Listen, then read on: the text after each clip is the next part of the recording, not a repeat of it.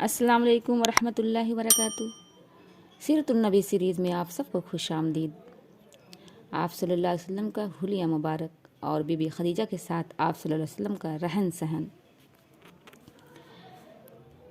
اس وقت محمد کی اٹھتی ہوئی جوانی تھی، حسن و دلکشی کے بلا کی تھی، گورا گورا رنگ ملاحت لیے ہوئے، مسکراتا ہوا نورانی چہرہ، ہلکی گولائی لیے ہوئے، قد درمیانہ، نہ تو پستہ قد اور نہ بہت زیادہ لمبے، بڑا سر، جس پر سیاہ گھنے بال، ہلکے گھنگریالے، چوڑی پیشانی جس سے غیر معمولی عظمت ٹپکتی، باریک باریک بھویں ایک دوسرے سے جدا، کچھ خمدار اور کچھ بھری ہوئی، انتہائی خوشنما دراز پلکیں، سیاہ سرمگی آنکھیں، چوڑائی لیے ہوئے، سفیدی میں ہلکی ہلکی سرخی جو آنکھوں کی کشش میں غیر معمولی اضافہ کر رہی ہوتی، پھر نگاہوں میں شرم و حیا کی گھلاوٹ اور دیکھنے کا انتہائی معصومانہ اور دلکش انداز، ناک کچھ اونچی اور کچھ ستواں،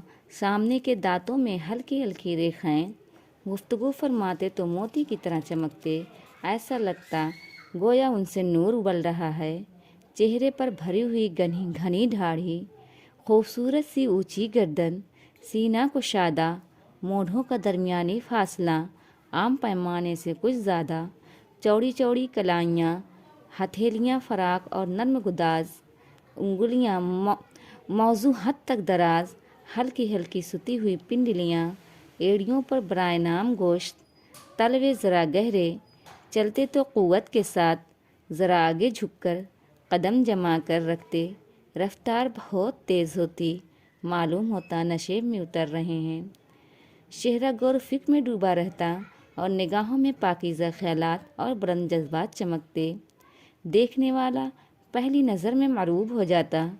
خدیجہ کے ساتھ آپ صلی اللہ علیہ وسلم کی زندگی انتہائی پرلطف زندگی تھی۔ ان کی رفاقت آپ صلی اللہ علیہ وسلم کے لیے راحت ہی راحت تھی۔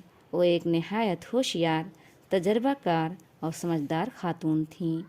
انہوں نے آپ صلی اللہ علیہ وسلم کی طبیعت اور مزاج کو، آپ کی پسند اور ناپسند کو خوب پہچان لیا اور ہمیشہ اس کا کیا خیال رکھا۔ آپ صلی اللہ علیہ وسلم کے جذبات اور رجحانات کو، آپ کی امنگوں اور دلچسپیوں کو اچھی طرح سمجھ لیا۔ ان کے اس سلسلے میں آپ صلی اللہ علیہ وسلم کے ساتھ پورا تعاون کیا، ہر طرح سے سہولتیں پہنچانے کے لیے کمر بستہ رہیں۔ آپ صلی اللہ علیہ وسلم کے رجحانات کیا تھے؟ سچ بولنا، ہر کام ایمانداری سے کرنا، ہنگاموں سے دور رہنا، شور و گل کی محفلوں سے پرہیز کرنا اور تنہائی میں بیٹھ کر غور و فکر کرنا۔ خدیجہ نے ان ساری باتوں کا خیال رکھا، چنانچہ آپ کے معمولات میں کوئی فرق نہیں آیا۔ آپ صلی اللہ علیہ وسلم اب بھی اسی طرح وسیع اور روح پرور فضاؤں میں نکل جاتے۔ اب بکریوں کی رکھوالی کی بھی نہ کرنی ہوتی، اس لیے اور زیادہ یکسوئی اور دل جمعی رہتی۔ جب تک چاہتے غور و فکر کرتے، مناظر فطرت کا مشاہدہ کرتے، آیات الہی کا مطالعہ کرتے، حق کو پہچاننے کی کوشش کرتے۔ اس طرح گویا آپ فطرت کی رہنمائی میں اپنے دادا ابراہیم علیہ السلام کے نقش قدم پر چل رہے تھے اور علم و عرفان، ایمان و یقین کی منزلیں طے کر رہے تھے۔ اللہ تعالیٰ ابراہیم علیہ السلام کے سلسلے میں قرآن مجید میں ارشاد فرماتا ہے، سورہ انعام آیت نمبر 75، اور اسی طرح ہم ابراہیم علیہ السلام کو آسمانوں اور زمین کے نظام سلطنت کو دکھاتے تھے، اور اس لیے دکھاتے تھے کہ یقین رکھنے والوں میں سے ہو جائے۔ تو کیا آپ صلی اللہ علیہ وسلم خدیجہ کے حقوق سے غافل رہے؟ نہیں، ایسا نہیں تھا۔ اگر خدیجہ ایک وفا شعار اور فرد شناس بیوی تھیں تو آپ صلی اللہ علیہ وسلم بھی ایک مثالی شوہر تھے۔ جان توڑ عبادت اور ریاضت کے ساتھ ساتھ آپ صلی اللہ علیہ وسلم خدیجہ کا پورا خیال رکھتے، ان کے سارے حقوق ادا کرتے، ان کے دل بہلاؤ کا سامان کرتے، ان کے ذوق اور طبیعت کی پوری رعایت رکھتے، ان کے مال کی ہر طرح حفاظت کرتے، ان کی تجارت کو فروغ دیتے جس پر پورا اطمینان ہوتا، جو سچا اور ایماندار ہوتا، چال بازی سے بیزار ہوتا، بس اسی کو اس میں شریک کرتے۔ غرض آپ صلی اللہ علیہ وسلم ایک انتہائی محبوب اور حق شناس شوہر تھے۔ خدیجہ رضی اللہ تعالی عنہا کے لیے آپ صلی اللہ علیہ وسلم کے رہن سہن میں بڑی دلکشی اور جان نوازی تھی۔ آپ صلی اللہ علیہ وسلم کا ساتھ ان کے لیے بڑا سکون بخش اور پرکیف تھا۔ خدیجہ نے آپ کو بڑے بڑے مالداروں اور عزت داروں پر ترجیح دی تھی، جاہ منصب والوں کے مقابلے میں آپ صلی اللہ علیہ وسلم کو پسند کیا تھا۔ وہ آپ صلی اللہ علیہ وسلم کے بارے میں انتہائی حسن ظن رکھتی تھیں۔ آپ صلی اللہ علیہ وسلم کے سلسلے میں وہ نہ جانے کیا کیا خیال رکھتی تھیں، پھر بھی ان کو پہلے سے کیا اندازہ رہا ہوگا وہ کتنی خوش نصیب ہیں۔